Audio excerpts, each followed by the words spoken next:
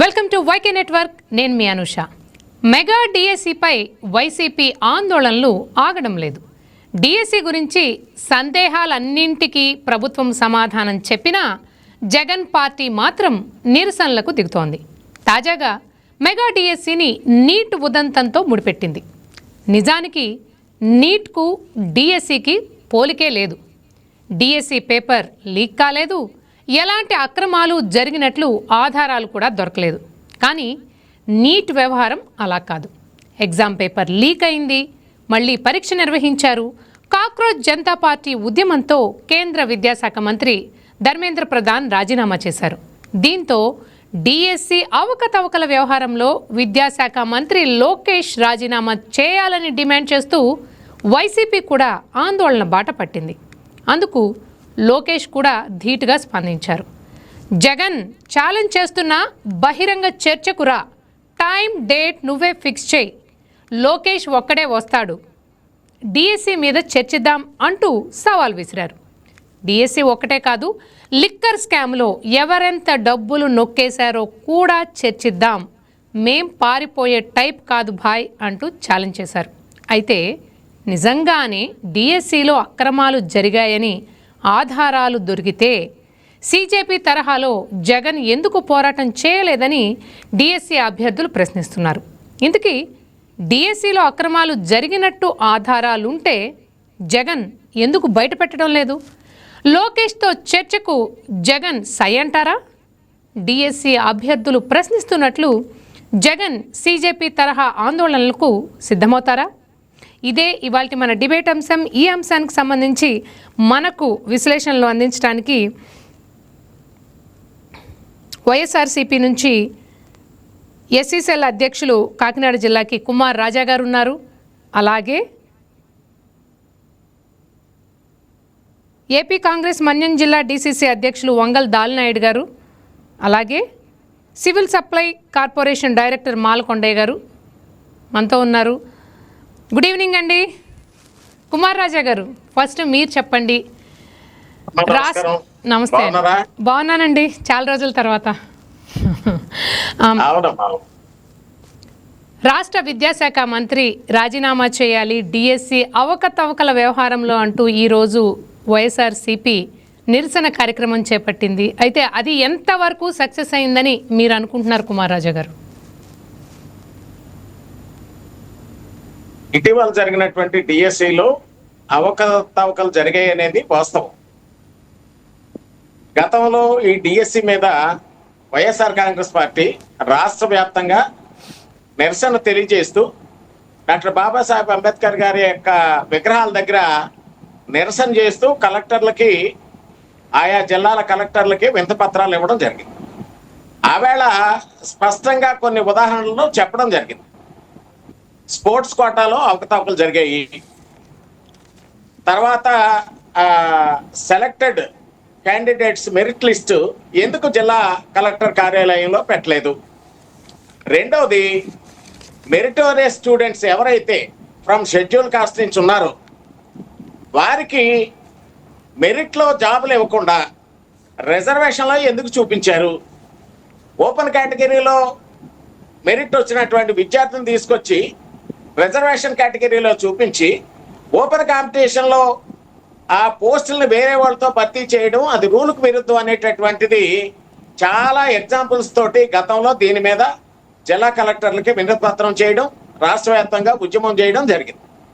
ఈవేళ cockroach Janata party ఏదైతే ఉందో నీట్ పేపర్ లీకేజ్ మీద వాళ్ళు ఈ పేపర్ లీకేజీకి సంబంధించి శాంతియుతంగా వాళ్ళు నిరసన తెలియజేయడం, తద్వారా కేంద్ర విద్యాశాఖ మంత్రి గారు ధర్మేంద్ర ప్రధాన్ గారు రాజీనామా చేయడం ఇవన్నీ జరిగాయి.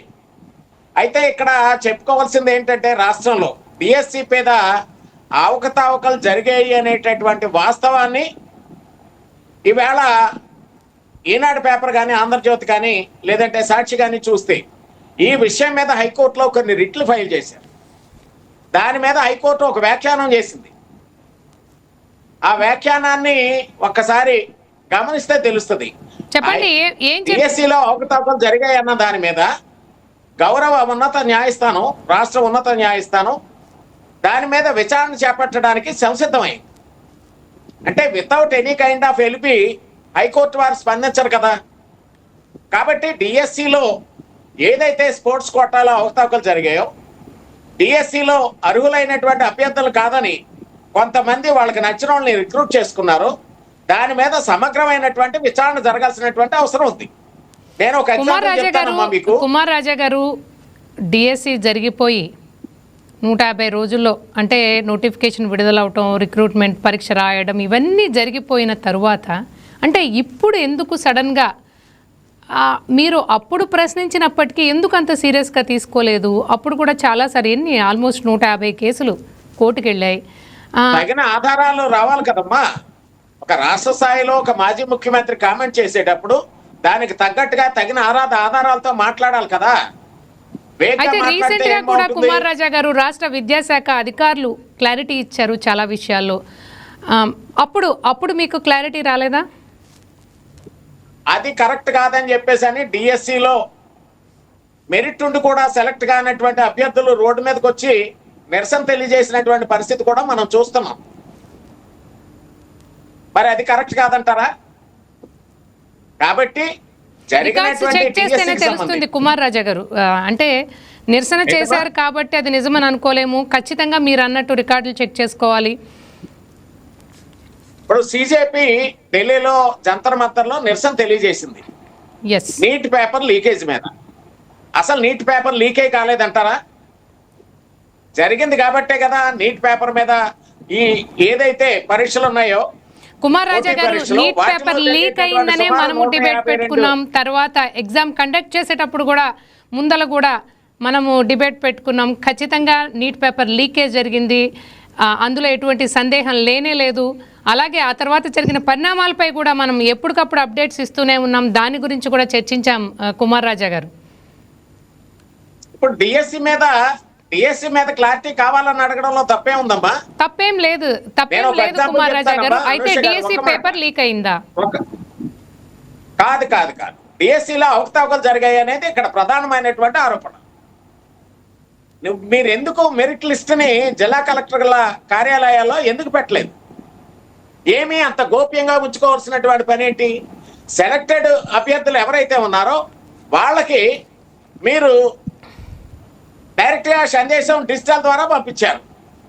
ఓపెన్గా చెప్పడంలో తప్పే ఉంటుంది. ఎందుకు ఓపెన్ చేయలేదు మీరు? ఎందుకు ట్రాన్స్పరెన్సీ లేకుండా గుట్టుగా చేస్తున్నారు? కాబట్టి ఏదో జరిగింది అనేటటువంటి పరిస్థితి ఇక్కడ అర్థమవుతూ ఉంది. స్పోర్ట్స్ కోటాలో ఎవరైతే కార్యకర్తలు ఉన్నారో వాళ్ళకి ఇచ్చారనేది ప్రధానమైనటువంటి ఆరోపణ. ఒక ఎగ్జాంపుల్ చెప్తాను మీకు. కృష్ణా జిల్లాలో ఒక కుర్రాడు ఎస్సీ కేటగిరీ ఒక స్టూడెంట్, అతను మెరిట్లో సెలెక్ట్ అయ్యాడు. మెరిట్లో సెలెక్ట్ అయినటువంటి వ్యక్తిని జనరల్లో పోస్ట్ ఇవ్వకుండా అతన్ని అక్కడ నుంచి తీసుకొచ్చి రిజర్వేషన్ కేటగిరీలో ఇచ్చారు. మరి ఆ పోస్ట్ని మెరిట్లో వచ్చినటువంటి ఆ పోస్ట్ ఎవరికి ఇచ్చినట్టు? మరి అది తెలాలి కదా ప్రజలకు కానీ, అధికారులకు కానీ, లేదంటే రాజకీయ పార్టీలకు కానీ. అది ఎందుకు జరగట్లేదు? దాని మీద విచారణ కోవడం తప్పే ఉందమ్మా. ఇలాంటి ఎగ్జాంపుల్స్ చాలా ఉన్నాయి. ఓకే కుమార్ రాజా గారు, మళ్ళీ మీరు మాట్లాడుదురు కానీ. దాల్నాయుడు గారు, మీరు చెప్పండి. ఇప్పటి వరకు కుమార్ రాజా గారు చెప్పింది విన్నారు కదా. ఆయన ఒకటే అడుగుతున్నారు, ఎందుకు మెరిట్ లిస్టును గోప్యంగా ఉంచారు? కలెక్టర్ ఆఫీస్లో లిస్ట్ ఎందుకు పెట్టలేదు? గోప్యంగా ఉంచాల్సిన అవసరం అసలు ఎందుకు వచ్చింది? అలాగే మెరిట్ అభ్యర్థికి ఎందుకు రిజర్వేషన్ కోటాలో ఉద్యోగం ఇవ్వాల్సి వచ్చింది అని ఆయన క్లియర్గా ప్రశ్నిస్తున్నారు. దీంతో మీరు ఏకీభవిస్తారా? మీరేం చెప్తారు? మ్యూట్లో ఉన్నారు దాల్నాయుడు గారు మీరు.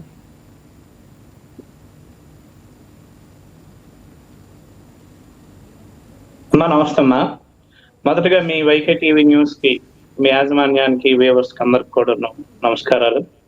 నాతో పాల్గొన్నటువంటి సోదరులకు కూడా నమస్కారాలు. నా పేరు వంగల దాల్నాయుడు. నేను కాంగ్రెస్ పార్టీ పార్వతీపురం జిల్లా డిసిసి అధ్యక్షుడిని. ఈ టీడీపీ వాళ్ళేమో మెగా డిఎస్సి అని, వైసీపీ వాళ్ళేమో దగా డిఎస్సి అని, ఈ రెండు ఒకటే. ప్రజల్ని ఏమార్చడం తప్ప ప్రజల కోసం పనిచేసే విధంగా చిత్తశుద్ధితో చేస్తున్నామని మాకైతే మాత్రం అనిపించట్లేదు. ఎందుకంటే ఎవరిని వెతికినా, ఇటు అధికార పార్టీని వెతికినా, అటు ప్రతిపక్షాన్ని వెతికినా ఎవరి లోపాలు వాళ్ళకు ఉన్నాయి.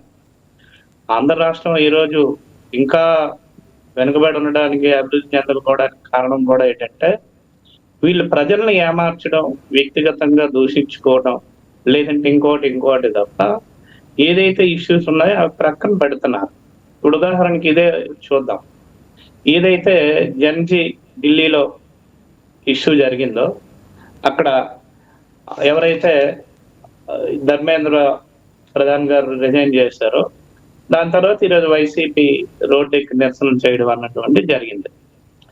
అయితే గతంలో 2 months బ్యాక్ జగన్మోహన్ రెడ్డి గారు దాదాపు ఈ డిఎస్సిలో అవకతవకలు జరిగాయని ప్రెస్ మీట్ ఇచ్చారు ఆయన. దానికి స్పందించి వెంటనే లోకేష్ గారు కానీ లేదా సంబంధిత ఎవరో ఒకరు దానికి సమాధానాలు చెప్పగలిగి దీని మీద ఏ తప్పులు లేకపోతే వాళ్ళు కోరినట్టు సిబిఐ ఎంక్వైరీ ఇంకో వేసినట్టు అసలు సమస్య ఉండదు. ఇక్కడ ఏమవుతుందంటే ప్రజలు గమనిస్తున్నారు. వీళ్ళేమో రెడ్ బుక్ అంటారు, వీళ్ళేమో డిజిటల్ బుక్ అంటారు. అసలైనటువంటి అంబేద్కర్ గారి బుక్ అయినటువంటి రాజ్యాంగాన్ని విడిచిపెట్టేస్తున్నారు. అది ఆంధ్రప్రదేశ్ తాలూకా ప్రజల తాలూకు దౌర్భాగ్యమే. అయితే వ్యక్తిగత దోషంలో లేదంటే ఇంకోటి అసలైనటువంటి రాజకీయం ప్రజల్ని ఖచ్చితంగా పాలించాలి, సగటు మనిషికి మంచి జీవితం ఇవ్వాలన్నటువంటి ఆలోచన ప్రక్కన పెడుతున్నారు. ఈ ఇష్యూ మీరు అడిగినటువంటిది చూసినట్లయితే వైసీపీ వాళ్ళ ఆధారాలతో మా దగ్గర ఆధారాలు ఉన్నాయి. మెగా డిఎస్సిలో అవకతవకలు జరిగాయి అనేది వాళ్ళు చెప్తున్నారు. లోకేష్ గారు నిన్న ఓపెన్ ఛాలెంజ్ విసిరారు. మా బాలయ్య గారి డైలాగ్ లాగా ఏంటంటే ప్లేస్ మీరు చెప్తారా, టైము ప్లేసు ఎక్కడ అనేది చెప్పమన్నారు రోజు ఆయన.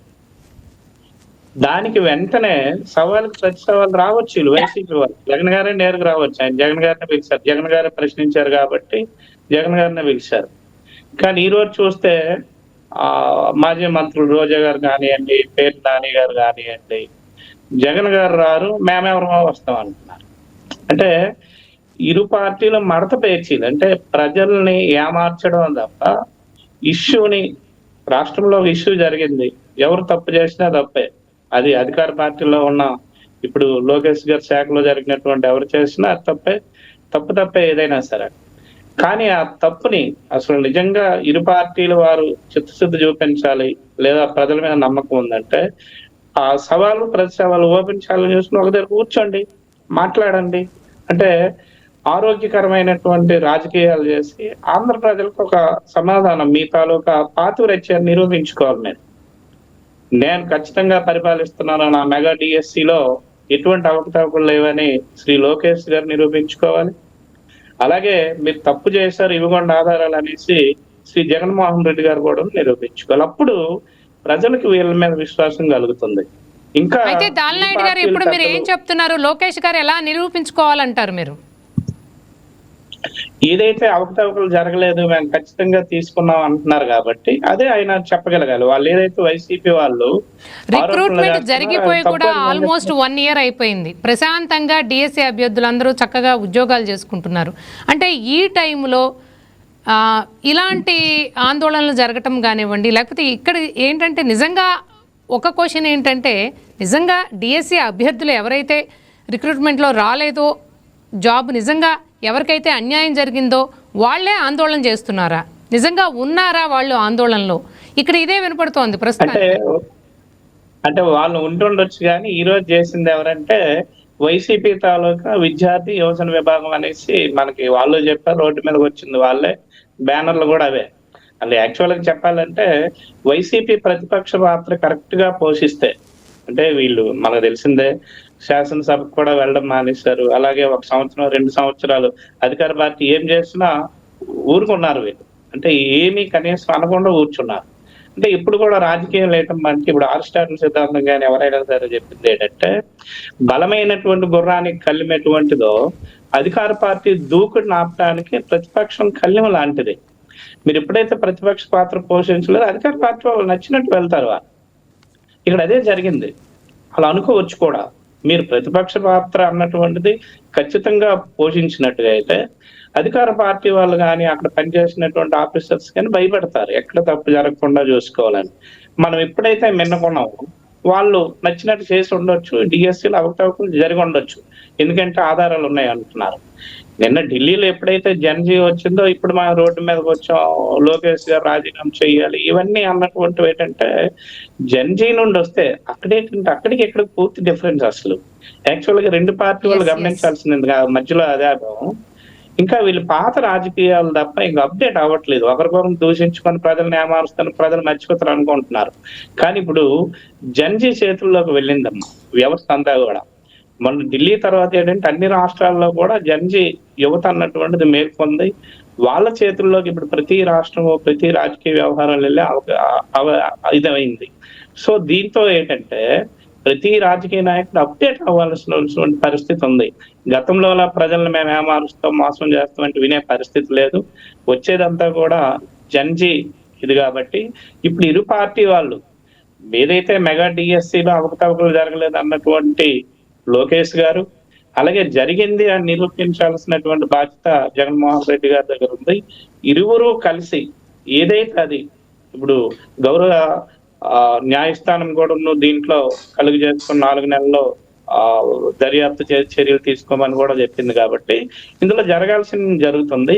ముఖ్యంగా నేను అంటే లోకేష్ గారు అంటే ఆయన చిన్న పదవేం కాదు, అంటే సాధారణంగా ఎమ్మెల్యే మినిస్టర్ కాకుండా పార్టీలో 2వ ప్లేస్ ఉన్నటువంటి వ్యక్తి. రేపు ఒకవేళ చంద్రబాబు నాయుడు గారు నేను రెస్ట్ తీసుకుంటున్నట్టు ఆయనకి ముఖ్యమంత్రి హోదా కూడా ఇవ్వాల్సినటువంటిది. అయితే అటువంటి స్థాయిలో ఉన్నటువంటి వ్యక్తి ఏంటంటే ఈ చిల్లర అంటే మాటలు, రెడ్ బుక్ లేకపోతే సవాల్ ఇటుకంట నీతి నిజాయితీ కలిగినటువంటి ఖచ్చితమైనటువంటి ఆదర్శమైనటువంటి రాజకీయం చేయడం అన్నటువంటిది అవసరం. ఎందుకంటే ఇప్పుడు డిఎస్సీలో అవకతవకలు జరగలేదు, వాళ్ళు కోరారు ఇవ్వండి, ఏముంది సిబిఐ ఎంక్వైరీ, ఏమవుతుంది జరగనప్పుడు. ఇప్పుడు వీళ్ళ ఇప్పుడు సగటు అక్కడ ఉన్నటువంటి మంత్రులు ఇందాక సవాళ్ళు విసిరారు, అంటే మీ స్థాయి గారు చంద్రబాబు నాయుడు గారిని రమ్మనండి అంటే అడిగింది ఒకరు, రమ్మన్నది ఒకరు. అంటే ఇరువురు ఏం చేస్తున్నారంటే మాటలతో ప్రజల్ని ఇచ్చేయడం తప్ప ఎవరు కరెక్ట్ అయినటువంటి ఆ పరిస్థితికి ప్రతి సవాళ్ళకు వచ్చినటువంటి పరిస్థితి ఇక్కడ లేదు. మా పార్టీ తరఫున మేము అడుగుతున్నాం ఏమంటే నిజంగా మెగా డిఎస్సీ మీరు ఖచ్చితంగా నిర్వహించారంటే అది నిరూపించండి, అవసరమైతే ఎంక్వైరీ చేస్తున్నానని చెప్పండి. అది లోకేష్ గారిని అడుగుతున్నాం. జగన్మోహన్ రెడ్డి గారిని ఏం అడుగుతున్నాం అంటే మీ దగ్గర ఆధారాలు ఉంటాయి చూపించండి.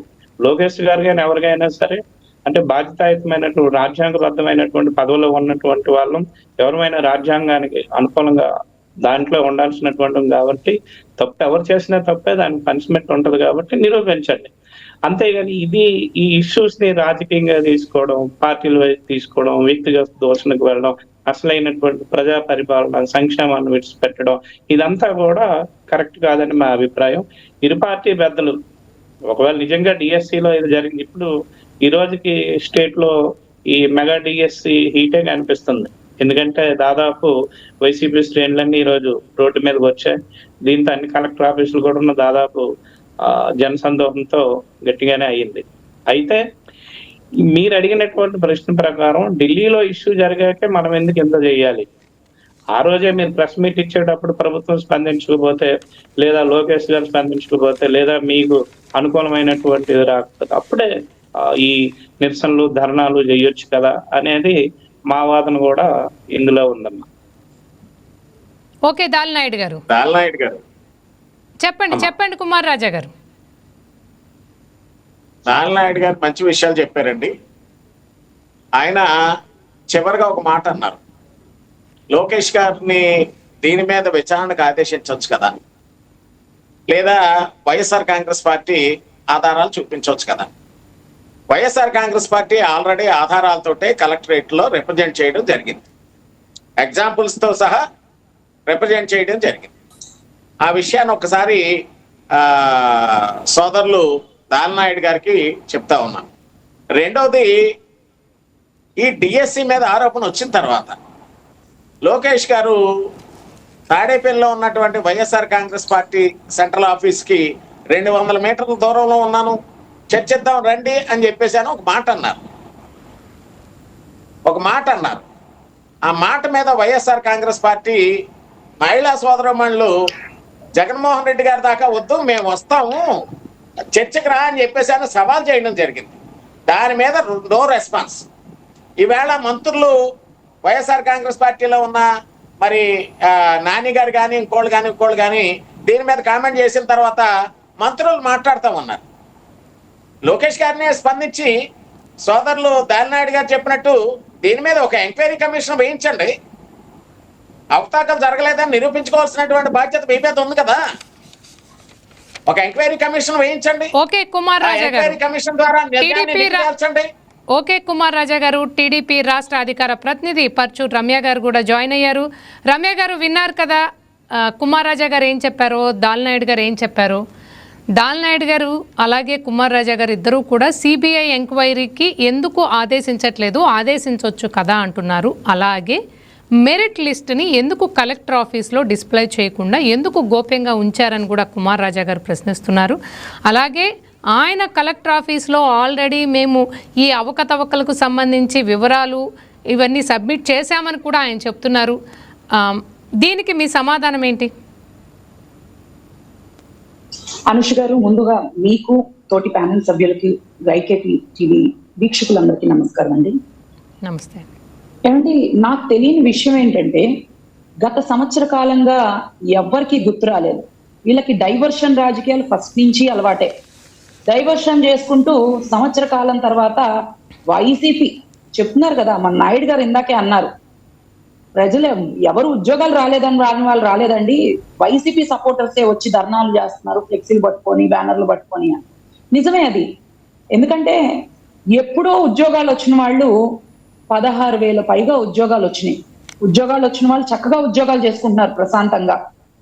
వీళ్ళకి తెలియని విషయం ఏంటంటే, నేను కుమార్ రాజా గారిని అడుగుతున్నా, కుమార్ రాజా గారు కనీసం బిఎస్సి ఫుల్ అబ్జర్వేషన్ తెలుసా మీకు? ఎన్ని ఎగ్జామ్ సెంటర్స్ ఉన్నాయో తెలుసా? ఏపీలో ఎన్ని ఉన్నాయో తెలుసా? ఏపీ దాటి ఎన్ని ఎగ్జామ్ సెంటర్స్ ఉన్నాయో మీకు తెలుసా? ఎవరికి ఏం తెలీదు, సబ్జెక్ట్ తెలీదు. పైగా ఏ నిష్పత్తిలో ఇస్తారో తెలుసా? 1.1 నిష్పత్తిలో అభ్యర్థుల సర్టిఫికేషన్స్ అన్ని అప్లోడ్ చేయమని చెప్పేసి ఇచ్చారు. క్రీడా సంఘాల వాళ్ళని కూడా జెన్యూనిటీ సర్టిఫికేట్ వచ్చాకే వాళ్ళని పరిగణలోకి తీసుకున్నారు. ఇంకోటి మీరు చెప్పేది ఎలా ఉందంటే, స్పోర్ట్స్ కోటాలో పీడబ్ల్యూబిడి వాళ్ళని కూడా ఆ కోట వాళ్ళకి చెందకూడదు అన్నట్టుగా చెప్తున్నారు మీరు. నిజంగా వాళ్ళందరినీ కూడా జనరల్ మెరిట్ సర్టిఫికెట్స్ చూసి వారి స్థానాల్లో వాళ్ళని కేటాయించారు. ఫస్ట్ గా వీళ్ళు తీసుకొచ్చిన ఎలిగేషన్ ఏంటో తెలుసా అనుష గారు? కమ్మారికే ఉద్యోగాలు వచ్చినాయి, కమ్మ కులం వాళ్ళకే ఉద్యోగాలు వచ్చినాయి అని మాట్లాడారు. తర్వాత ఏ కేటగిరీ వాళ్ళకి, ఏ క్యాస్ట్ వాళ్ళకి ఎన్నెన్ని ఉద్యోగాలు వచ్చినాయి, ఏ పర్సంటేజ్ లో, ఏ నిష్పత్తిలో ఉద్యోగాలు వచ్చినాయి అని చెప్పేసి మా ప్రభుత్వం, కూటమి ప్రభుత్వం క్లియర్ గా ఇచ్చింది. రిలీజ్ చేసిన తర్వాత క్రీడా సంఘాల దగ్గరికి వెళ్ళారు వీళ్ళు. అలా డైవర్షన్ చేసుకుంటూ వచ్చారు, వీళ్ళు ఎక్స్ప్లెయిన్ చేసుకుంటూ వచ్చారు. నాయుడు గారు ఇందాకలు అన్నారు, వీళ్ళు ప్రతి ఒక్కటి ఎక్స్ప్లెయిన్ చేయాలి. ఏమండి, ఒక పక్క లక్షల కోట్లు అప్పు చేశారు వైసీపీ వాళ్ళు గత ప్రభుత్వంలో. ఈ రోజున వీళ్ళకి ఉద్యోగాల గురించి వీళ్ళు మాట్లాడుతున్నారు. ఎన్ని డిఎస్సి ఉద్యోగాలు ఇచ్చారండి గత 5 ఏళ్లలో? వీళ్ళు రాజకీయాలు చేస్తూ వచ్చారే తప్ప ఉద్యోగాలు ఎవరికి ఇవ్వలేదండి. లాస్ట్ 5 ఏళ్లలో 6 నెలలు, ఎలక్షన్ కి 6 నెలలు ఉన్నాయి అనగా వీళ్ళు ఉద్యోగాలు మేము ఇస్తున్నాము, డిఎస్సి రిలీజ్ చేస్తున్నామని డ్రామాలు ఆడారే తప్ప డిఎస్సిని రిలీజ్ చేసింది లేదు, డిఎస్సి గురించి వీళ్ళు మాట్లాడింది లేదు, డ్రామాలు ఆడారు. పైగా వీళ్ళకి ఈ రోజు గుర్తొచ్చిందా డిఎస్సి ఉద్యోగాలు ఇవ్వాలి, ఇంతమందికి ఉద్యోగాలు లేవు, ఇంతమంది ఉద్యోగాల కోసం ఎగ్జామ్స్ రాస్తున్నారని ఈ రోజు గుర్తొచ్చిందా? 5 ఏళ్లలో ఎగ్జామ్స్ రిలీజ్ చేయనప్పుడు వీళ్ళకి గుర్తు రాలేదా? టీచర్ల చేత మద్యం అమ్మించినప్పుడు వీళ్ళకి గుర్తు రాలేదా? కరోనా టైంలో జీతాలు ఏ రోజున వీళ్ళకి జీతాలు ఇచ్చారండి? ఇన్ టైంలో ఎవరైనా జీతాలు ఇచ్చారా? 1వ తారీఖున జీతాలు పడుతున్నాయి. 1వ తారీఖు ఆదివారం వస్తే ముందు రోజే జీతాలు పడుతున్నాయి కుటుంబ ప్రభుత్వంలో. మీరు ఎన్ని ఎగ్జామినేషన్ సెంటర్స్ ఉన్నాయో కుమార్ రాజా గారు, ఎన్ని ఎగ్జామినేషన్ సెంటర్స్ ఉన్నాయో మీకు తెలుసా? ఎగ్జామినేషన్ సెంటర్స్ ఎన్ని ఉన్నాయో మీకు తెలుసా? చెప్పండి, మీరు చెప్పండి. మీకు తెలియదు అంటే నేను చెప్తా. పోన్లే, నాకు తెలియదు, మీరు చెప్పండి. మీకు తెలియదు 150 19 ఉన్నాయి. సబ్జెక్ట్ తెలియదు. ఏది జరిగినా మేము సూటిగా అడుగుతున్నాం. DSC అవతవకం మీద మీకేమన్నా దాని మీద ఆదేశించండి. మీరు దాని మీద ఏదన్నా నిబద్ధత ఉంటే సిబిఐ మీ యొక్క వాస్తవికత, మీ యొక్క నిజాన్ని, లేదంటే మీ యొక్క దార్శకతని బయట పెట్టండి, ప్రజలకు చూపించండి.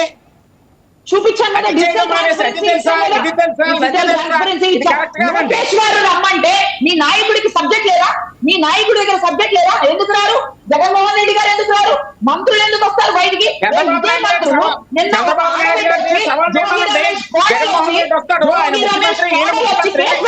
ఆయన ముఖ్యమంత్రి చేస్తున్నారు, ఈయన మాజీ ముఖ్యమంత్రి. లోకేష్ గారు చంద్రబాబు జగన్మోహన్ రెడ్డి ఒకటి కాదండి. లోకేష్ గారి స్థాయి, జగన్మోహన్ రెడ్డి గారి స్థాయి ఒకటి కాదు. జగన్మోహన్ రెడ్డి అనేటటువంటి వ్యక్తి మూడు సార్లు ఎమ్మెల్యే ఎన్నికయ్యాడు, ఒకసారి ఎంపీగా ఎన్నికయ్యాడు, ఈవేళ రాష్ట్రానికి ముఖ్యమంత్రి చేశాడు. జగన్మోహన్ రెడ్డి అనే వ్యక్తి మర్చిపోకండి. ఒక ప్రతిపక్ష హోదానే లేదు జగన్మోహన్ రెడ్డి. ఒక ఎమ్మెల్యే కరెక్టేనండి, ఒప్పుకుంటాం. ప్రతిపక్ష హోదా 11 సీట్లే 2019 చూస్తున్నాం. ఎమ్మెల్యే ఎందుకు రాడు? ఎమ్మెల్యేనే కదా. ఇప్పుడు మీ జగన్మోహన్ రెడ్డి గారు ఎమ్మెల్యేనే కదా. ఒక ఐటీ శాఖ మంత్రి పిలుస్తున్నప్పుడు ఎమ్మెల్యే ఎందుకు రాడండి? ఎమ్మెల్యే ఎందుకు రాడు? ప్రతిపక్ష ఐటీ శాఖ మంత్రి గారు, ఎడ్యుకేషన్ మంత్రి గారు, మాజీ ముఖ్యమంత్రిని ఛాలెంజ్ చేసే స్థాయి కదండి. ప్రతిపక్ష హోదా లేదు, ఎమ్మెల్యేనే కదా. ఐటీ శాఖ మంత్రి పిలిచినప్పుడు రావచ్చు కదా. ఐటీ శాఖ మంత్రి గారు మాజీ ముఖ్యమంత్రి, ఆ విషయాన్ని మర్చిపోతే మాట్లాడేటప్పుడు అండి. మాజీ ముఖ్యమంత్రి ముఖ్యమంత్రి అయితే ఎమ్మెల్యే చంద్రబాబు నాయుడు డైరెక్ట్ గా ముఖ్యమంత్రి అయ్యారా? ఎమ్మెల్యేగా ఎన్నుకోబడిన తర్వాత ఎన్నిక చేస్తే అప్పుడు ముఖ్యమంత్రి అవుతారు.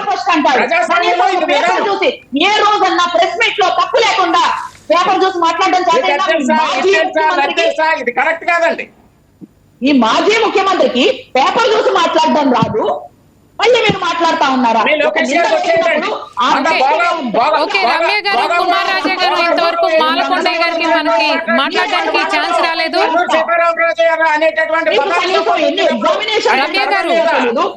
రమ్య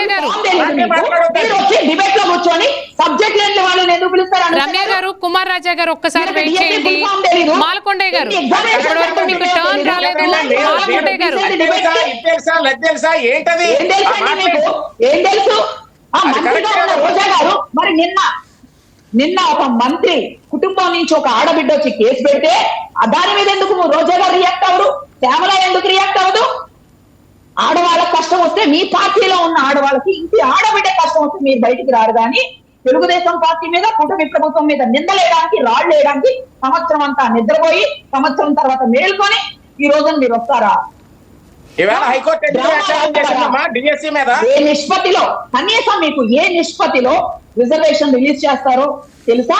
ఏ నిష్పత్తిలో చేస్తారు చెప్పండి. తెలీదు. ఏ నిష్పత్తిలో చేస్తారు? 1.1 నిష్పత్తిలో అభ్యర్థుల సర్టిఫికెట్లు చూసి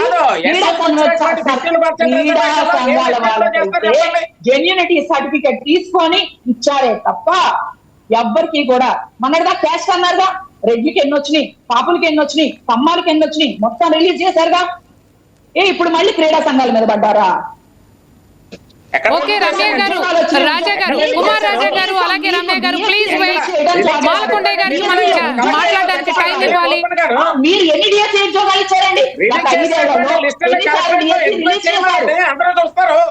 6,000 ఉద్యోగాలు రిలీజ్ చేస్తున్నామని మీరు ఎలక్షన్ ముందు డ్రామాలు ఆడితే ఇంకొక 10,000 ఉద్యోగాలు కలిపి మేము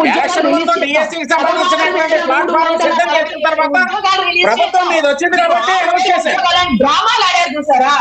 16,000 ఇంకొక 10,000 ఉద్యోగాలు కలిపి 16,347 ఉద్యోగాలు మేము ఇస్తే కనీసం ఇచ్చినందుకు కృతజ్ఞత లేకుండా మీరు వచ్చి డ్రామాలు ఆడతారు. 6,000 ఉద్యోగాలేగా మీరు అనౌన్స్ చేసింది ఎలక్షన్ ముందు. కొన్ని అవన్నీ ఇచ్చారా? ఇవ్వలా. మేము ఇంకో 10,000 కల్పిస్తే మీకేంటండి ఉద్యోగాలు తీసుకున్న వాళ్ళు బాగానే ఉన్నారు. టీచర్ల చేత మద్యం పంపించారు, టీచర్ల చేత కరోనా టైంలో మద్యం పంపించారు. సిగ్గు లేకుండా ఈ రోజు వచ్చి మాట్లాడతారా మీ వైసీపీ నేతలు అందరూ? కనీసం బ్రెయిన్ ఉందా మీ అందరికి? సబ్జెక్ట్ ఉందా, నాలెడ్జ్ ఉందా? సిబిఐ ఎంక్వైరీ మేము మాట్లాడుతున్నాం. మీలాగా మాకు తెలియదు మీరు చెప్పండి, మాకు రాదు మీరు చెప్పండి, మేమేమీ చేయలేము మీరు చెప్పండి. మరి మీరు ఏదేదో మీకు తెలుసా, మీకు తెలుసా అంటున్నారు కదా. మీకు ఏం తెలుసో చెప్తే వింటాం కదా మేము.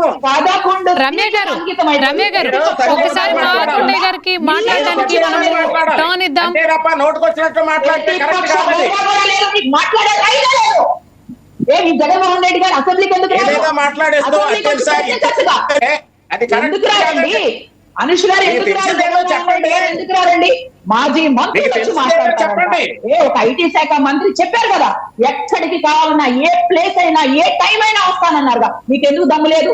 సబ్జెక్ట్ ఉంది కదా మీ దగ్గర, మరి మీ దగ్గర ఎందుకు దమ్ము లేదు? ఎందుకు రారు బయటికి?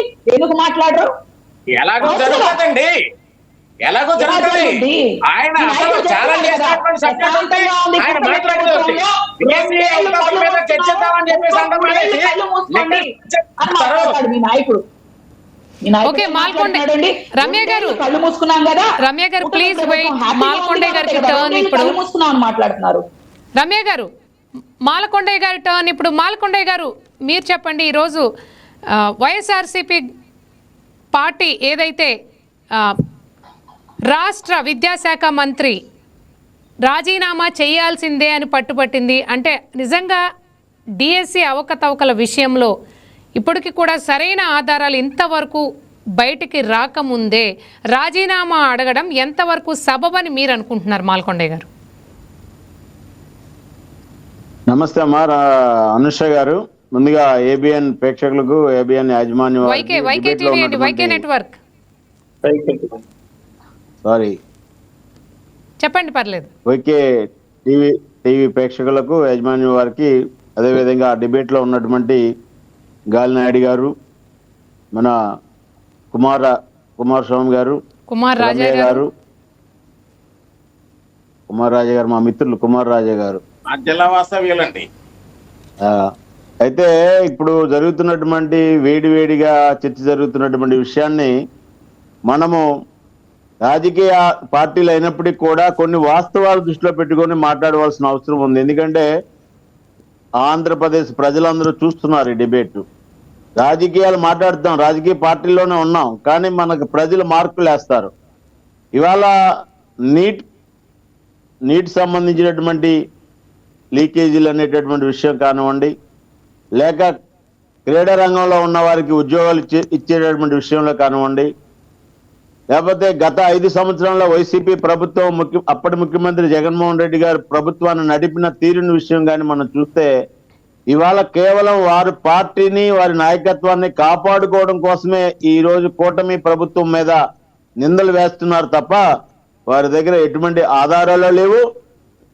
వారి దగ్గర నిజంగా ఆధారాలు ఉంటే మన యొక్క మంత్రి గారు నారా లోకేష్ గారు ఛాలెంజ్ చేసినట్టు విధంగా ఆ ఛాలెంజ్కి జగన్మోహన్ రెడ్డి గారు ఖచ్చితంగా వచ్చి వారి దగ్గర ఉన్న ఆధారాలని ఆ యొక్క డిస్కషన్లో పాల్గొనాల్సిన అవసరం ఉంది. ఒకవేళ మేము లోకేష్ గారు పిలిస్తే రామన్ అంటున్నారు కాబట్టి మంత్రులందరికీనో, ఇవాళ నేను కానీ లేక తెలుగుదేశం నాయకురాలు మా సోదరిమణి రమ్య గారు కానీ, మేము వస్తాం, మీ మంత్రులు వస్తారా? లోకేష్ గారు చెప్పినటువంటి అంశం మీద మేమిద్దరం వస్తాం, మీ మంత్రులు వస్తారా? ఇలాంటి విషయాలు కాకోకుండా చర్చ జరిగేటప్పుడు ఒక పద్ధతి అనేటువంటి ఆలోచన, అది నీట్ పరీక్షలు ఎప్పుడు జరిగాయి, ఇవాళ ఉద్యోగాలు చేసుకుంటున్నారు, ఢిల్లీలో ఏదో జరిగిందని చెప్పి ఇందాక మిత్రులు గాలినాయుడు గారు మాట్లాడారు. ఏదో ఇవాళ ఉన్నటువంటి కాంగ్రెస్ పార్టీ నాయకత్వంలోకి వెళ్ళిపోయిందట దేశం అంతా. ఏమీ వెళ్ళలేదండి. కాంగ్రెస్ పార్టీ నాయకత్వం అంటే అది ఎక్కడి నుంచి రాలేదండి. కాంగ్రెస్ పార్టీ కూటమిలో ఉన్న మిత్రపక్షాలు అయినటువంటి కార్యకర్తలందరూ కలిపి, వారి యొక్క యువజన విభాగాలందరూ కలిపి, అటు పాకిస్తాన్ తోటి, ఇటు బంగ్లాదేశ్ తోటి, తీవ్రవాదులతో కలిపి ఢిల్లీలో ప్రభుత్వం మీద ఒక కుట్ర చేయాలని ప్రయత్నం చేసినటువంటి ఒక కార్యక్రమం తప్ప ఇది దేశం కోసమో యువత కోసమో చేసే కార్యక్రమం కాదు. ఇవాళ ఆంధ్రప్రదేశ్ లో కూడా జగన్మోహన్ రెడ్డి గారు అటువంటి పర్యటనలే చేస్తున్నారు. ఇది ప్రజలు గమనిస్తున్నారు. కాబట్టి కూటమి ప్రభుత్వం ఏదైతే పారదర్శకంగా ముందుకెళ్తుందనే విషయాన్ని గమనించవలసిన అవసరం ఉంది. ఇందాక మా మిత్రులు కుమార్ రాజా గారు మాట్లాడారు. ఎక్కడో ఒక ఎస్సీ మిత్రుడు జనరల్ కోటాలో సెలెక్ట్ అయ్యారట, వారిని అందులో తీసి ఎస్సీ కోటాలో ఇచ్చారట. ఆ యొక్క ఫైల్ తీసుకొచ్చినట్టయితే కుమార్ రాజా గారు కాదు, మేము ఇద్దరం ఇక్కడైతే తెలుగుదేశం పార్టీ తరపున ఉన్నటువంటి రమయ్య గారు కానీ మేము కానీ ఆ విషయానికి సమాధానం చెప్పడానికి సిద్ధంగా ఉన్నాం. వారి సెలెక్ట్ అయిన కోటాలో వారికి కావాల్సినటువంటి నోటీస్ కాదండి, నోటీస్ కాదు, పూర్తి ఇన్ఫర్మేషన్ ప్రభుత్వానికి అక్కడ ఇవ్వండి. మీరు నోటీస్ పేపర్ వైఎస్ఆర్ పార్టీ ఇచ్చేటటువంటి స్టేట్మెంట్లు కానీ పేపర్లు కానీ కౌంటర్లు కానీ రాజకీయ కౌంటర్లు అండి అవి. మీరు ఇందాకే చెప్పారు కలెక్టర్ ఆఫీసుల్లో ఎందుకు పెట్టట్లేదు బోర్డు అని. మీరు ఇంకా చాలా రోజులు వెనకాల ఉన్నారు. ఇవాళ లేటెస్ట్ టెక్నాలజీ వచ్చింది. ప్రభుత్వం అన్ని విభాగాలు కూడా నెట్ ద్వారా లేటెస్ట్ టెక్నాలజీలో యాప్లు ఓపెన్ చేసి ఓపెన్ గా పెట్టినటువంటి విషయం ఉంది. అంటే మీరు నెట్ ద్వారా యాప్లు చూడరు, నెట్ ని మీరు ఒక్కసారి ఆ విద్యాశాఖ సంబంధించినటువంటి గైడ్లైన్స్ సంబంధించినటువంటి అవి చూడండి, అందులో ఉంది మీరు అడిగినటువంటి మెటీరియల్ అంతాను. నగరాలని దృష్టిలో పెట్టుకొని మాట్లాడొద్దండి. కాదండి, ఇవాళ గ్రామీణ ప్రాంతాల్లో చదువుకునే ఉద్యోగస్తులు చదువుకునేటటువంటి యువత ఎవరైతే ఉన్నారో సార్, ఇవాళ గ్రామీణ ప్రాంతాల్లో 50% అంటే ఎక్కువ గ్రామాల్లో బ్రహ్మాండంగా యువత నెట్ వాడుతున్నారు సార్. ఇవాళ సాఫ్ట్వేర్ జాబ్లు అందరూ ఇంట్లో కూర్చొని ఉద్యోగాలు చేస్తున్నారు సార్. ఏ మండలంలో చెప్పండి నెట్ రానటువంటి మండలం కొండ మీద కూడా నెట్ వస్తుంది. కొండ మీద కూడా నెట్ వస్తుంది. ఏంటి ఇవాళ కూటమి ప్రభుత్వం? మేము చెప్పండి, మీరు మీకు ఎక్కడైతే మన ఇద్దరు ఒకే జిల్లాలో ఉన్నాము. నేను కూడా జిల్లాలో అన్ని మండలాల్లో పర్యటిస్తానని మీకు తెలుసు. అన్ని మండలాల్లో ఫోన్లు పనిచేస్తున్నాయి, నెట్ పనిచేస్తున్నాయి. ఒక్కొక్క మండలంలో ఒక్కొక్క నెట్ పని చేయొచ్చు, ఒక్కొక్క నెట్ జియో పని చేయొచ్చు, ఒక దగ్గర ఎయిర్టెల్ పని చేయొచ్చు. దాన్ని ఆధారంగా ప్రజలందరూ ఇవాళ మీరు చూడండి, ఇంతకుముందు బ్యాంకులకి 100కి 80 మంది వెళ్ళేవారు. ఇవాళ 20 మంది కూడా బ్యాంకులకు వెళ్ళట్లేదు. గ్రామీణ ప్రాంతాల్లో, మారుమూల ప్రాంతాల్లో ఇంట్లో నుంచి బ్యాంక్ క్యాష్ డ్రా చేసుకుంటున్నారు, ఫోన్ పే వాడుతున్నారు.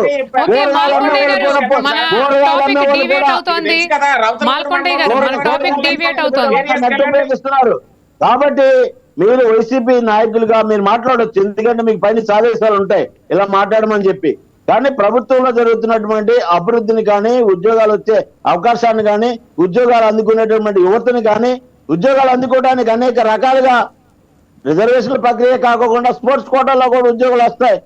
అంటే మరి స్పోర్ట్స్ నుంచి వచ్చే వాళ్ళందరినీ మనం క్లోజ్ చేయమని చెప్పి మీరు చెప్పాలంటే డైరెక్ట్ ముఖ్యమంత్రి గారికి ఒక ఉత్తరం రాయండి.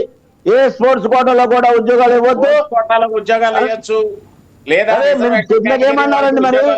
మీరు ఏం చెప్తున్నారు? ఇవాళ చంద్రబాబు నాయుడు గారు మాస ప్రకారం ఇస్తున్నారండి. మీరు అది ఎగ్జామ్ తయారైపోయింది, ఉద్యోగాల్లో జాయిన్ అయ్యారు, దామేసా వచ్చింది. అప్పుడు కూడా ఇచ్చారండి. ఫస్ట్ మీరు తెలుసుకోండి, కుమార్ రాజా గారు హారిజాంటల్ పద్ధతిలో ఇచ్చారు. స్పోర్ట్స్ కోటాలో కూడా ఇప్పుడు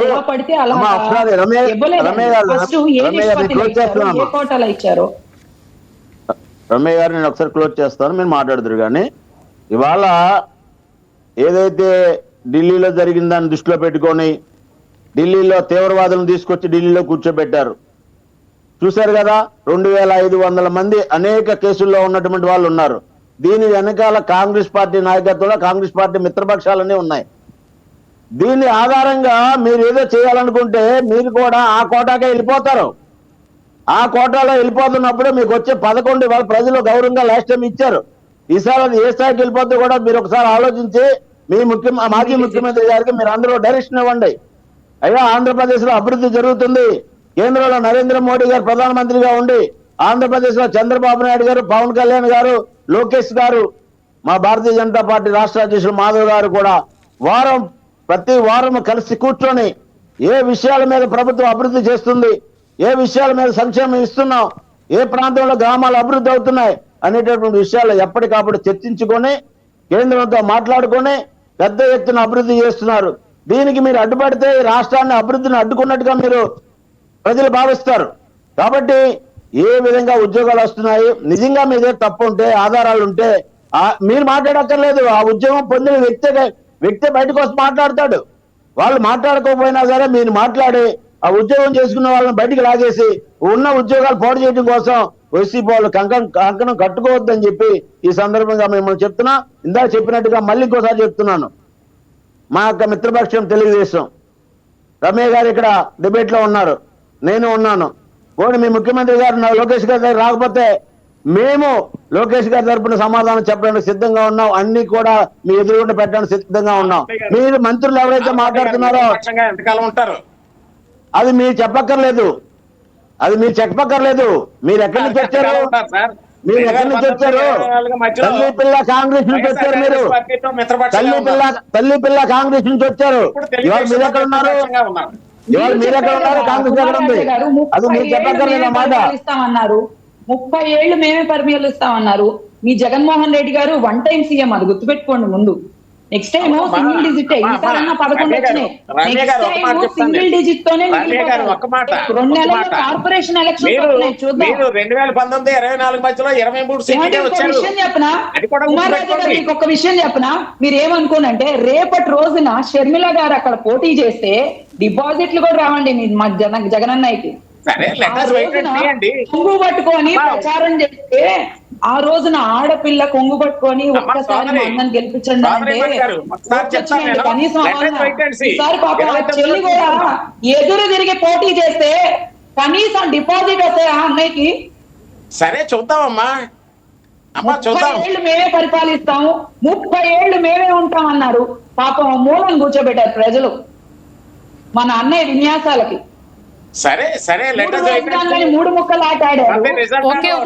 ఒకసారి దాలినాయుడు గారితో కూడా మాట్లాడదాం. పాపం అన్నయ్య ఏమో ప్రశాంతంగా ఉందామని బెంగళూరు ప్యాలెస్ లో రెస్ట్ తీసుకుంటా ఉంటారు. కళ్ళు మూసుకోండి, ఇంకొక 3 ఏళ్ళు కళ్ళు మూసుకోండి అంటారు. ఎందుకంటే ఇంకొక 3 ఏళ్ళు కళ్ళు మూసుకోండి అంటే మేము ప్రశాంతంగా పరిపాలన చేస్తున్నట్టే కదా. ఏమండి దాలినాయుడు గారు చెప్పండి, ప్రశాంతంగా పరిపాలన జరుగుతుంది కాబట్టే కదా జగన్ అన్న ఇంకొక 3 ఏళ్ళు 2 ఏళ్ళు కళ్ళు మూసుకున్నాం జరుగుతుంది కాబట్టే కదా ఇంకొక 3 ఏళ్ళు. మీరు ప్రభుత్వాన్ని సపోర్ట్ చేస్తున్నారు, ఓకే డన్. ఓకే రమ్య గారు, మన టాపిక్ డిబేట్ అయిపోతుంది. ఒకసారి దాలినాయుడు గారు కూడా మాట్లాడడానికి టర్న్ ఇద్దాం. దాలినాయుడు గారు మీరు చెప్పండి. దాలినాయుడు గారు చేశారు, కనకదుర్గమ్మ వారి దగ్గర బ్రిడ్జ్ మేము తీసుకొచ్చాం, మీరు వెళ్ళి ఓపెనింగ్ చేశారు. అన్ని రెండోసారి మేము తెచ్చాం. రేపటి రోజున ఆగస్టు 15 కూడా మా లోకేష్ గారు చెప్పినట్టు మీరు party is industry, Chandrababu Naidu గారు పార్టీ ఎస్ ఇండస్ట్రీ 24 సంవత్సరాల ముఖ్యమంత్రి, అమ్మఒడి అనేటటువంటి ఒక పథకాన్ని ఎందుకు తీసుకురాలేకపోయారు? దాని పేరు మార్చి తల్లికి వందనం అని ఎందుకు పెట్టారు? ఆటో డ్రైవర్లు చేస్తున్నారు పేరు మార్చి. ఒక విషయం చెప్పనా, అమ్మఒడి అంటారు. అమ్మఒడి చెప్పి 5 ఏళ్ళు ఇచ్చారా, 4 ఏళ్ళు ఇచ్చారు అమ్మఒడి. తర్వాత 2 ఏళ్ల పాటు ప్రతి సంవత్సరం ఎన్ని లక్షల మందికి తీసేసుకుంటూ వచ్చారు. 15,000 అన్నారు. ఇంట్లో 2 బిడ్డలకి ఇస్తామన్నారు, 1 బిడ్డకే ఎందుకు ఇచ్చారు? ఆ రోజున తలలు నిమురుతూ ఓకే రమ్య గారు, కుమార్ రాజా గారు, మన టాపిక్ డిబేట్ అయిపోతుంది. చదివించి ఇంకో ఆడపిల్లని ఇంట్లో కూర్చోబెట్టారు జగన్మోహన్ రెడ్డి గారు. ఓకే రమ్య గారు మళ్ళీ మాట్లాడుకుందాం. కుమార్ రాజా గారు ప్లీజ్ వెయిట్. రమ్య గారు ప్లీజ్ వెయిట్. 250 రూపాయలు పెంచుకుంటూ పోతామని చెప్పారా? దాలినాయుడు గారు మనం ఇక్కడ ఇంకో విషయం కూడా గుర్తు చేసుకోవాలి. ఏంటంటే వైసీపీ ఎమ్మెల్సీ పర్వతనేని చంద్రశేఖర్ రెడ్డి గారు హైకోర్టులో ఈ డిఎస్సి అవకతవకలకు సంబంధించి ఒక వ్యాజ్యాన్ని వేయటం కూడా జరిగింది. అయితే ఆ కేసుని హైకోర్టు కొట్టివేసింది. ఎందుకంటే ఎటువంటి ఆధారాలు లేక ఆ కేసుని హైకోర్టు కొట్టేసింది. వైసీపీ ఎమ్మెల్సీ పర్వతనేని చంద్రశేఖర్ రెడ్డి గారు హైకోర్టులో డిఎస్సి అవకతవకలకు సంబంధించి ఒక వ్యాజ్యం వేశారు. దాని మీద హైకోర్టు కూడా ఆగ్రహం వ్యక్తం చేసి ఆ కేసుని కొట్టేసింది. ఎందుకు కొట్టేసిందో తెలుసా? ప్రాథమిక ఆధారాలు కూడా సమర్పించలేక, ఆ కేసులో విషయం లేక హైకోర్టు ఆ కేసుని కొట్టేసింది. అంటే ఈ రోజు యాక్చువల్ గా ప్రతిపక్ష పార్టీలు ఉన్నది ఖచ్చితంగా ప్రశ్నించడానికే, ప్రశ్నించాలి కూడా. అయితే ఏంటంటే ఇక్కడ ఇంకా గట్టిగా ఆధారాలు తీసుకొచ్చి ఉంటే ఇంకా బాగుంటుంది, మాట్లాడడానికైనా లేకపోతే ప్రశ్నించడానికైనా. ఇక్కడ ఏమైపోతుందంటే గాల్లో మేడల్లో అయిపోతుంది పరిస్థితి. ఏమంటారు, మీరేమంటారు దాల్నాయుడు గారు? అంటే కొద్దిసేపు అంటే మన టాపిక్ డైవర్ట్ అయింది. ఇప్పుడు మాల్కొండయ్య గారు కానీ ఫాదర్ రమ్య గారు కానీ మాట్లాడు. అసలు యాక్చువల్గా ఏంటంటే ఇప్పుడు డిఎస్సిలో నిజంగా అవకతవకలు జరిగి ఉంటే మెరిట్ అభ్యర్థులు నష్టపోయే ప్రమాదం ఉంది. ఒకవేళ జరగకపోతే ఈ రాద్ధాంతం వల్ల ఈ ఉద్యోగాలు చేసుకున్న వాళ్ళకి ఏమైనా ఇబ్బంది అయితే గాలినాయుడు గారు చిన్న రిక్వెస్ట్ మీరే మాట్లాడుతున్నారు కానీ చిన్న రిక్వెస్ట్ అలా కాదు. చిన్న విషయం లేదమ్మా, నేను మాట్లాడినమ్మా ఒక్క మాట, చిన్న మాట. గాలినాయుడు గారికి ఇప్పుడు మీరు అవకతవకలు జరిగాయి అనుకుంటున్నారా, జరగలేదు అనుకుంటున్నారా? జరిగితే ఇలాగా, జరగకపోతే ఇలాగా వద్దు. జరిగాయి అనుకుంటున్నారా, జరగలేదు అనుకుంటున్నారా? వాళ్ళకి ఒక నమ్మకం కల్పించేలా మాట్లాడాలి మనం. అమ్మ ఆయనగా చేరిచ్చేయండి, ఆయన అడుగుతాడు క్వశ్చన్స్.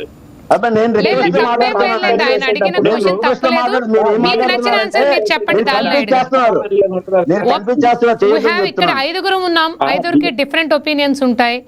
నేనేమో మిక్స్డ్ గా 2 వైపుల నుంచి అడుగుతున్నాను. అయితే ఇక్కడ విషయం ఏంటంటే దాల్నాయుడు గారు, మీ ఒపీనియన్, ఆయన అడగటం తప్పు కాదు, మీ ఒపీనియన్ మీరు చెప్పండి.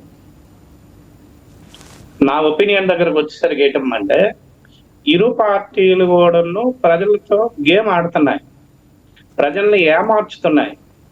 మీకు చేతనైతే డిఎస్సి నిజంగా అవకతవకలు జరగలేదంటే దాన్ని చూపించండి, నిరూపించండి. ఒకవేళ జగన్మోహన్ రెడ్డి గారు తప్పుగా ఆరోపించారంటే ఆయన పనిష్ చేయండి. లేదా వాళ్ళు కోరినట్టు మాకు ఏది జరగలేదంటే సిబిఐ ఎంక్వైరీ వేసుకోండి, అప్పుడు మీ పాత్ర వచ్చి నిరూపించండి. అలాగే వైసీపీ కూడా నేను అడిగేది ఏంటంటే, ఇప్పుడు మీరు అన్నారు ప్రాథమిక ఆధారాలు లేవని గౌరవ న్యాయస్థానం కొట్టివేస్తున్నారు. సరైన ఆధారాలతో మీరు కోర్టుకు వెళ్ళండి. ఇప్పుడు ఎలాగ ధర్మాసనంలో జరగాల్సింది జరుగుతుంది. ఇక్కడ నేననేది ఏంటంటే, ఒకవేళ అవకతవకలు జరిగితే మెరిట్ అభ్యర్థులు నష్టపోతారు. ఒకవేళ జరగకుండా ఇప్పుడు ఏమైనా ఇష్యూ వచ్చి ఉన్నటువంటి వాళ్ళు ఉద్యోగాలు తీస్తే వీళ్ళు పోతారు. అసలు పరిపాలన అన్నటువంటిది రెడ్ బుక్, డిజిటల్ బుక్ అన్నటువంటి తెలిపోతుంది తప్ప అంబేద్కర్ గారు రాజ్యాంగం ప్రకారం వెళ్ళట్లేదు. ఇదంతా ప్రజలు గమనిస్తున్నారు. ఇందుకు మాల్కొండయ్య గారు అన్నారు, జంజీ యూత్ కి సంబంధించి ఢిల్లీలో జరిగినటువంటి పాకిస్తాన్ లో తీసుకొచ్చారు, ఎవరినో తీసుకొచ్చారని. అసలు యాక్చువల్ గా నీటిలో అవకతవకలు జరగకపోతే ఆ కేంద్ర మంత్రి గారు ఎందుకంటే రాజీనామా చేస్తారు? ఒకవేళ పాకిస్తాన్ లేదా ఎవరైనా వచ్చేసారు అనుకోండి, మీ ప్రభుత్వం ఉంది కదా, ఎందుకు అడ్డుకోలేకపోయారు? మీ అడ్డుకున్నారు కాబట్టి తెలిసిందండి. అడ్డుకున్నారు కాబట్టి 2500 మంది పాకిస్తాన్ వాళ్ళని, బంగ్లాదేశ్ వాళ్ళని తీసుకొచ్చి కాంగ్రెస్ పార్టీ ముసుకేసుకొని ఒద్దింటి పార్టీ అంబేద్కర్ చట్టాలు కనిపించలేదు. అంబేద్కర్ మీకు అక్కడ కనిపించలేదు. అంబేద్కర్ చెప్పారు పాకిస్తాన్ తీసుకురామని చెప్పి, అంబేద్కర్ చెప్పారు బంగ్లాదేశ్ ని తీసుకురామని చెప్పి. అంటే మీకు మాట్లాడినప్పుడు అంబేద్కర్ కావాలి, మీరు చేసే తప్పుడు పనులకు అంబేద్కర్ అవసరం లేదు. అలాంటి మాటలు మాత్రం మీరు మాట్లాడొద్దు. డిఎస్సి విషయంలో ఇరు పార్టీలు రాష్ట్ర ప్రజలను ఏమార్చుతున్నాయి. వ్యక్తిగత దోషణలతోని, లేదంటే వీళ్ళ మీద వాళ్ళ మీద పెట్టి ప్రజలను తప్పుదోవ పట్టిస్తున్నారు. మా పార్టీ తరపున మేము ఏమడుగుతున్నామంటే అది జరగొద్దు. ఇప్పుడు కూటమి వాళ్ళు ఏమంటున్నారంటే, మీకు అందుకే 11 సీట్లు ఇచ్చారు అంటున్నారు. వాళ్ళ పరిపాలన బాగలేదు కాబట్టి 11 సీట్లు ఇచ్చారు. మీరు ఖచ్చితంగా పాలించండి. మీరెందుకు ఆరోపణలు మీద వేసుకోవాలి?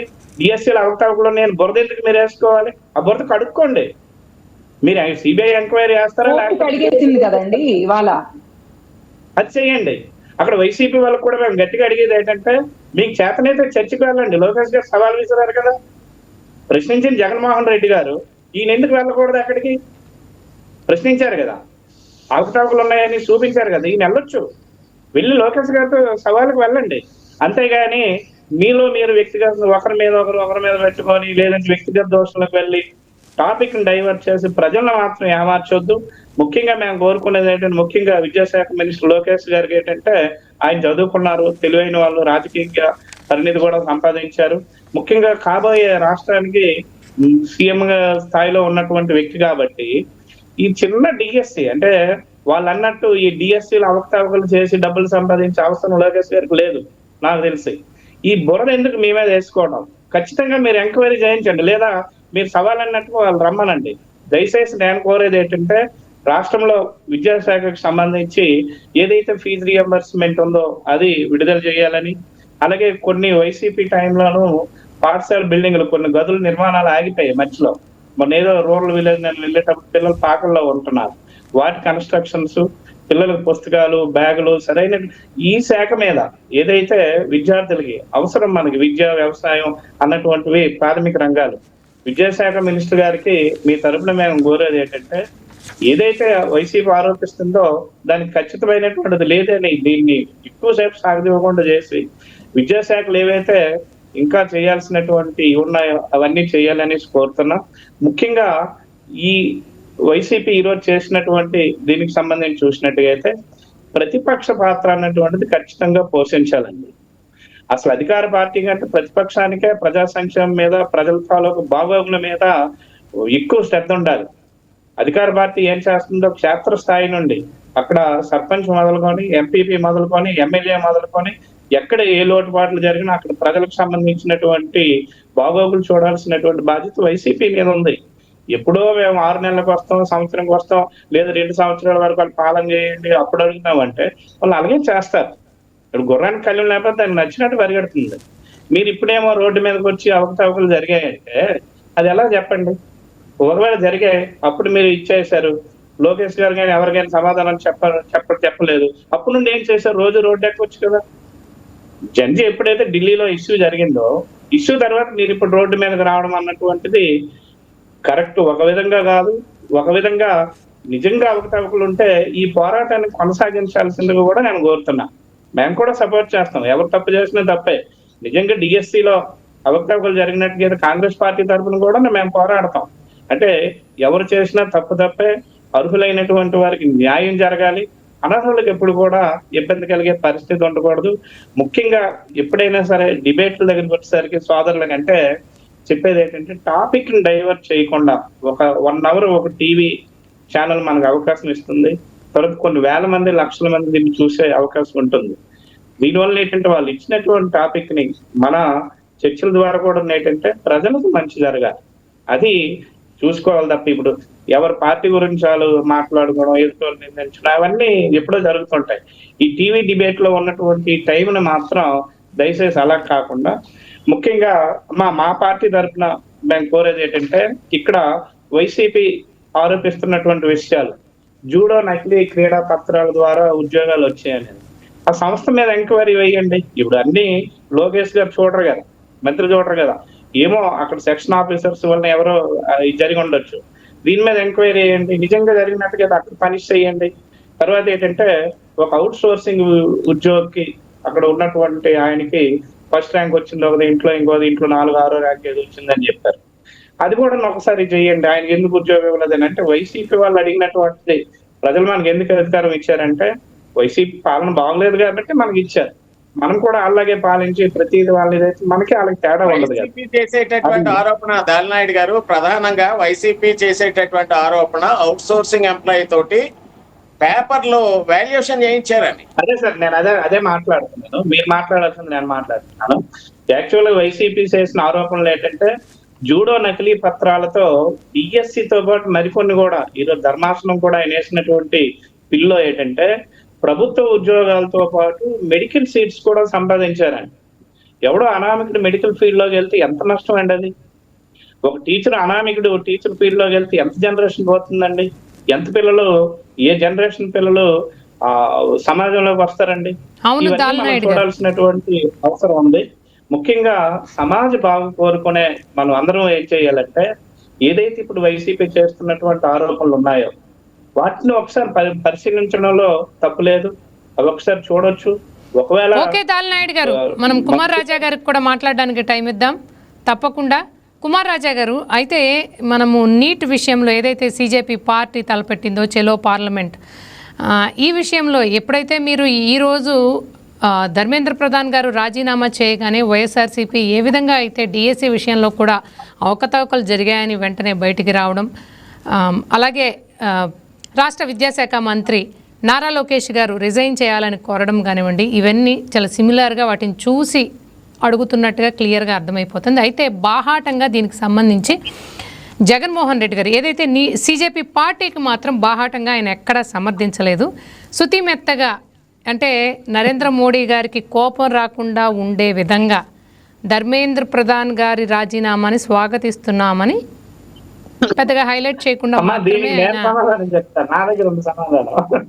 చెప్పండి శర్మిలారెడ్డి గారు ఎప్పుడో అన్నారు, శర్మిలారెడ్డి గారు ఎప్పుడో అన్నారు, జగన్మోహన్ రెడ్డి గారు బీజేపీతో ఎప్పటి నుంచో ఆయన అంటే అనకూడదు మాట, కాపురం చేస్తున్నారు అనేసి ఎప్పుడో అన్నారు. ఆయన ఎప్పుడు బీజేపీని విమర్శించరు. కాబట్టి ఆ సమాధానం మా దగ్గర ఉంది దానికి సంబంధించి. బీజేపీ పార్టీకి సంబంధించి దాల్నాయుడు గారు, బీజేపీ పార్టీకి సంబంధించి ఓ ప్రక్క తెలుగుదేశం పార్టీతో సపోర్ట్ తీసుకుంటూనే రేపు పార్లమెంట్ లో పెట్టబోయేటటువంటి కీలకమైనటువంటి బిల్లుల విషయంలో జగన్మోహన్ రెడ్డి గారిని కూడా ఢిల్లీ రమ్మని పిలిచారు. మా అధినేత ఎప్పుడు కూడా ప్రజల కోసమేనండి, మాకు అధికారం అవసరం లేదండి, ప్రజల కోసం రాజ్యాంగం బ్రతకాలి. అప్పుడే అధికారం రాదులేండి, మీకు అధికారం అవసరం లేదు, దేశం అవసరం లేదు, దేశ భద్రత అవసరం లేదు, అవసరం లేదు, మీకు కాంగ్రెస్ పార్టీ అధికారం అవసరం లేదు, దేశం భద్రత అవసరం లేదు, దేశ ఉద్యోగాల యువత అవసరం లేదు.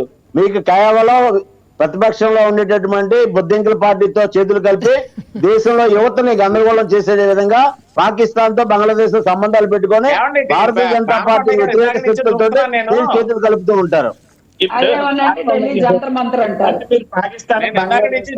మాలకొండ గారు మీరు ఒక మాట ఇదే కదా గవర్నమెంట్ ఎందుకు అడ్డుకోలేకపోతున్నారు అంటానండి. మేము అడ్డుకున్నాం కాబట్టి నాటకాలు ఆగిపోయింది, మేము అడ్డుకున్నాం కాబట్టి మీ నాటకాలు ఆగినాయి. ఈవెన్ హైదరాబాద్ లో కూడా పాకిస్తాన్ వాళ్ళు వచ్చారా, విశాఖపట్నంలో పాకిస్తాన్ వాళ్ళు వచ్చారా? ఏమండి ఇప్పుడు నేను చెప్పేది మేము అడ్డుకున్నాం కాబట్టి ఖచ్చితంగా హైదరాబాద్ లో మీ ప్రభుత్వం హైదరాబాద్ లో మీ ప్రభుత్వం ఎవరి చేతుల్లో ఉంది చూడండి, హైదరాబాద్ లో ఖచ్చితంగా మీ ప్రభుత్వం ఎవరి చేతిలో ఉంది చూడండి. హైదరాబాద్ ఉస్మానియా యూనివర్సిటీకి పాకిస్తాన్ వాళ్ళు వచ్చారా, టెర్రరిస్ట్ వచ్చి సపోర్ట్ చేశారా? చూడండి ఒకసారి, హైదరాబాద్ ఉస్మానియాకి ఏమొచ్చారు, విశాఖపట్నం ఆంధ్ర యూనివర్సిటీకి ఎవరు వచ్చారు, కర్ణాటకకి ఎవరు వచ్చారు, కేరళకి ఎవరు వచ్చారు, పశ్చిమ బెంగాల్లో ఏం జరిగింది, ఇవన్నీ చూడండి ఒకసారి, ఇవన్నీ చూడండి ఒకసారి, మీరు ఒకసారి తెప్పించుకొని చూడండి. పశ్చిమ బెంగాల్కి ఎవరు వచ్చారు, కేరళకి ఎవరు వచ్చారు, ఢిల్లీకి ఎవరు వచ్చారు, కర్ణాటకకి ఎవరు వచ్చారు, హైదరాబాద్ ఎవరు వచ్చారు, విశాఖపట్నం ఆంధ్ర యూనివర్సిటీకి ఎవరు వచ్చారు, మీకు తెలియకపోతే నేను చెప్తా, మీకు తెలియకపోతే నేను చెప్తా.